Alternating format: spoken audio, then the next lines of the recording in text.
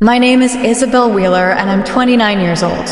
The ballroom at the Whitmore Hotel was packed with 200 people my father had spent 38 years accumulating, colleagues from the firm, old clients, distant relatives who only showed up for events with an open bar, and every single one of them was clapping as my father, Gerald Wheeler, stood at the head table in his charcoal suit, tapping a fork against his champagne glass.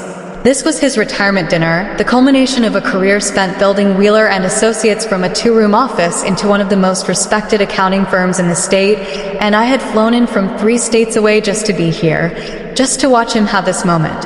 Because despite everything, despite the years of feeling like an afterthought in my own family, I still wanted to be proud of him.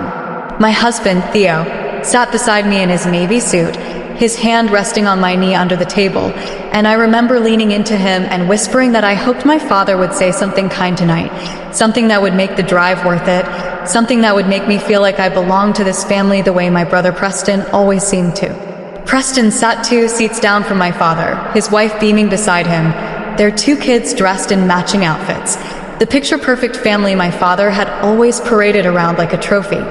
I told myself it didn't matter, that tonight wasn't about comparisons, that I was simply here to celebrate a milestone. Gerald cleared his throat and the room quieted, and he began with the usual retirement speech cliches, thanking his staff, thanking his clients, joking about how he wouldn't miss Monday morning traffic. Everyone laughed. Then his tone shifted, and he said the words that would replay in my mind for the rest of my life. He raised his glass higher and said, "Only the children who made me proud are truly mine." The room erupted into applause, glasses clinking, people nodding like he'd said something profound instead of something cruel, and I sat there frozen, my stomach twisting, because I already knew where this was going. My father's eyes swept across the room and landed directly on me, and the applause slowly died as people realized he wasn't finished.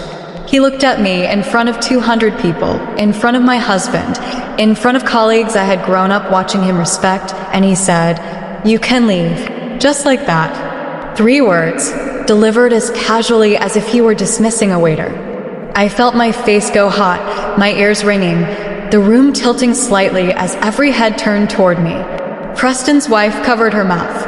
Someone near the back let out a nervous laugh, unsure if it was a joke. It wasn't a joke. My father's expression was flat, unbothered, like he'd simply stated a fact he'd been holding on to for years. Finally free to say it out loud now that he no longer needed to protect his image at the firm I used to work for before he pushed me out for not fitting the culture, a phrase I now understood meant not being Preston. I thought about the years I spent trying to earn his approval, the promotions I chased just to hear him say he was proud, the birthdays he missed, the graduation he skipped because of a client emergency, the wedding toast he gave that mentioned Theo's career achievements more than mine. All of it crystallized in that single moment, standing in a ballroom full of strangers who now knew exactly where I ranked in my father's eyes.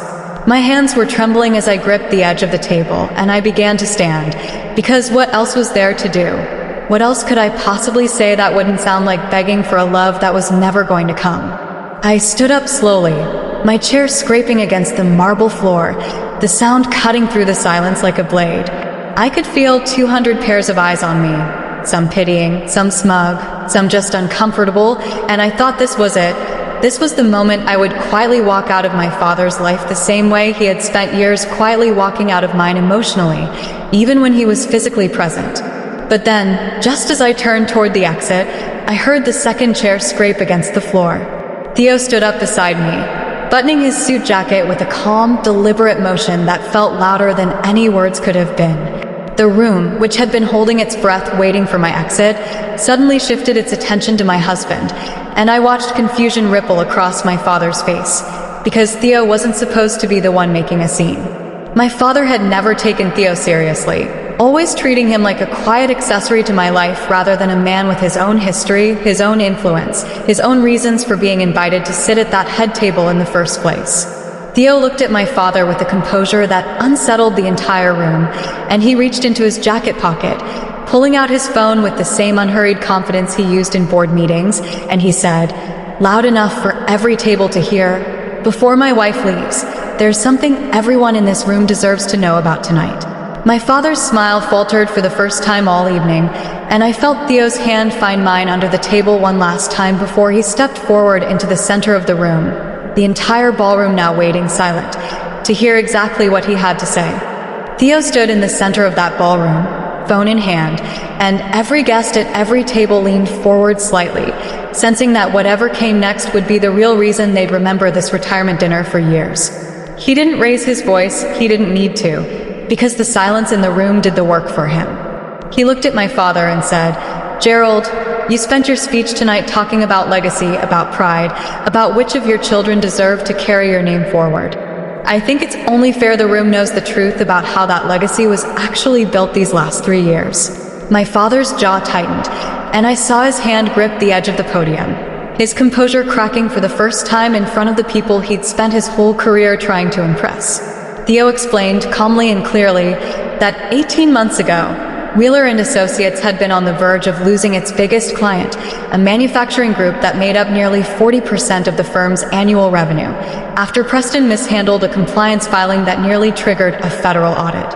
I watched Preston's face drain of color as Theo continued, saying that the only reason the firm survived that quarter was because a private consulting group had quietly stepped in, restructured the account, smoothed things over with regulators, and rebuilt the client relationship from scratch without ever taking credit. That consulting group, Theo said, was run by him. He'd been working behind the scenes for a year and a half, protecting a firm that belonged to a man who had just told his own daughter to leave a room because she hadn't made him proud enough. Gasps rippled through the tables. My father opened his mouth to respond, but nothing came out, because there was nothing to say that wouldn't confirm exactly what Theo had just revealed. Theo turned slightly, addressing the room now instead of just my father, and said that he'd made a personal choice, back when he first realized how deep the trouble ran, never to mention it, never to use it as leverage, because he respected me too much to turn my father's failures into a bargaining chip in our marriage. He said he only came forward tonight because he refused to sit quietly while a man he had spent a year and a half protecting stood in front of 200 people and humiliated the one person in that family who had never once asked for recognition. My father finally spoke, his voice smaller than I'd ever heard it, insisting this wasn't the time or place. But Theo simply said that there had never been a right time or place for 30 years, so tonight would have to do. I watched Preston stand up abruptly, his wife tugging at his sleeve, his face somewhere between fury and panic as murmurs spread through the crowd, colleagues whispering to each other, exchanging glances that suggested this explained a few things they'd noticed over the past year but never questioned out loud. A woman at a nearby table, someone I vaguely recognized as one of the firm's senior partners, stood up and said quietly but firmly that she wanted to know why the board had never been informed of an external consultant handling a crisis of that magnitude. And just like that, the retirement dinner meant to celebrate my father's legacy became something else entirely. A room full of people quietly recalculating everything they thought they knew about Wheeler and Associates and the man who ran it. My father looked at me then, not with anger, but with something closer to disbelief, as if he was only now seeing me clearly for the first time in years, not as the disappointing daughter he'd measured against Preston's carefully curated success, but as someone who had built a life, a marriage, and a partner strong enough to step into a room and dismantle 30 years of favoritism with nothing but the truth. I didn't say a word. I didn't need to. Theo reached back for my hand, and together we walked toward the exit, the same exit my father had pointed me toward minutes earlier, except this time I wasn't leaving in shame. I was leaving on my own terms, with my head high and my husband beside me, while the room buzzed with 100 conversations that no longer had anything to do with celebrating Gerald Wheeler's retirement.